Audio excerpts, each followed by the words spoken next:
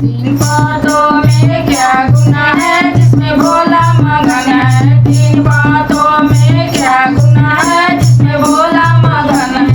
ब्रह्मा मगन है, विष्णु मगन है, ब्रह्मा मगन है, विष्णु मगन है। तीन बातों में क्या गुना है जिसमें भोला मगन है।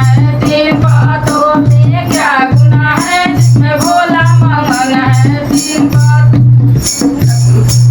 लक्ष्मी मगन है, सरस्वती मगन है, लक्ष्मी मगन है, सरस्वती मगन है। तीन बातों में क्या गुना है जिसमें भोला मगन है। तीन बातों में क्या गुना है जिसमें भोला मगन है।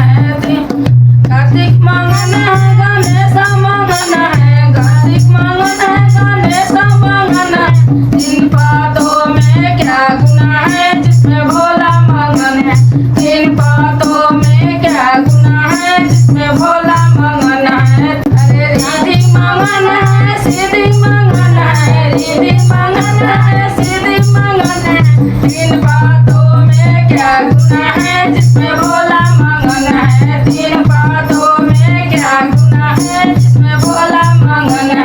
राम जी मगन है, सीता मगन है, राम जी मगन है, सीता मगन है। तीन बातों में क्या गुना है जिसमें भोला मगन है। तीन बातों में क्या गुना है जिसमें भोला मगन है। तीन अरे कृष्णा मगन है, राधा मगन है, कृष्णा मगन है, रुक्मिणी मगन है।